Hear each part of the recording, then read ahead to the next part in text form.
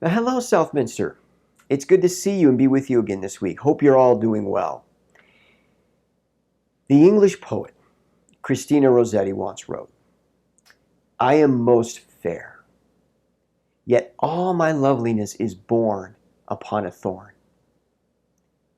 The poppy saith amid the corn, let but my scarlet head appear, and I am held in scorn.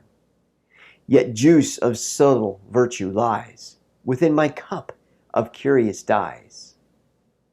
The lilies say, behold how we preach without words of purity. The violets whisper from the shade, which their own leaves have made. Men scent our fragrance on the air, yet take no heed of humble lessons we would read.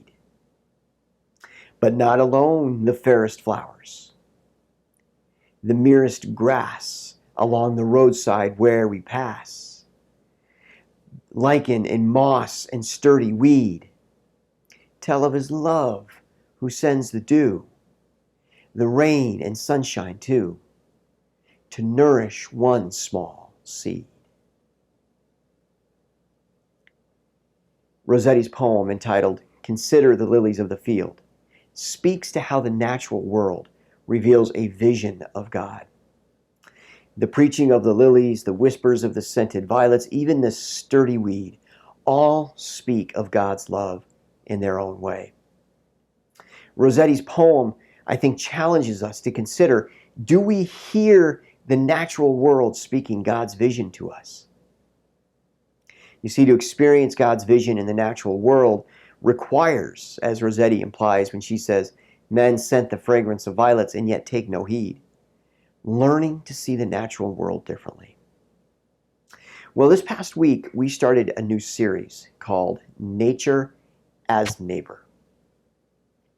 And seeing and loving nature as neighbor, I think, gives us a more realistic sense of the world that we inhabit.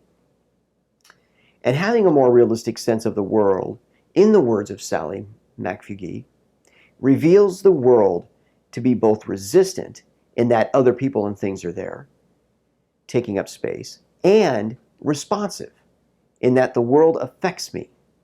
The wind feels cold. This human hand feels good. Well, this Sunday, we're going to take a closer look at this new way of seeing nature as we consider the lilies of the field. And you'll discover that seeing nature of neighbor requires us to move, to paraphrase McFugee, from seeing the natural world as a landscape to seeing the natural world as a maze. Now that's kind of fun to think about, I think. Well, as we continue to navigate the COVID-19 pandemic, racism, and just overall feelings of unrest and loss in our culture, learning to see others differently can help us learn to see others differently as well. Or I should say, learning to see earth others differently can help us see human others differently as well. And seeing a vision of God in the natural world is really no different than seeing Christ in each other. It isn't. And if we can learn to accept the natural world as other, then we can learn to accept people of different races, genders, sexual orientation, and social status as other as well. We're all groaning right now, and we could all use a loving neighbor.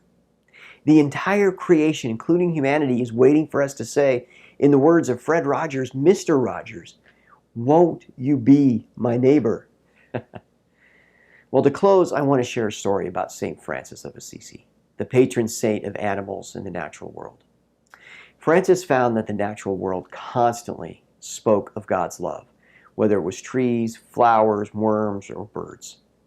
And he would often refer to animals as his brothers and sisters. Well, one of the most famous stories about St. Francis is the time that he preached a sermon to a group of birds. St. Francis said to them, "You owe much to God, your Creator, and you should sing His praise at all times and in all places, because He has given you liberty to fly about into all places. God has given you fountains and rivers to quench your thirst, mountains and valleys in which to take refuge, and trees in which to build your nests, so that your Creator loves you much, having favored you with such bounties. Beware, my little sisters, of the sin of ingratitude, and study always to give praise to God. I love that story. It's quirky and yet profound.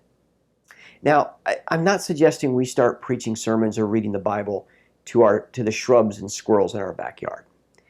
I am going to challenge you to consider, though, how St. Francis saw earth others, like the birds, to think it's so important to remind them of how God has blessed them and to remind them to praise God for their blessings, however they do it. You see, Francis saw the birds as earth others that God is just as concerned with as humans. And he treated them as equals. Francis treated the birds as his neighbor or neighbors. To see nature as neighbor is to see earth others as distinct and unique reflections of God's goodness.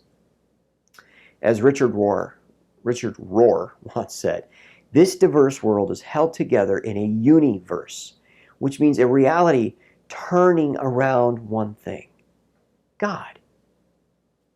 That's why St. Francis could speak of animals as brothers and sisters, and why we should speak of the natural world as not just our neighbor, but as our neighbors.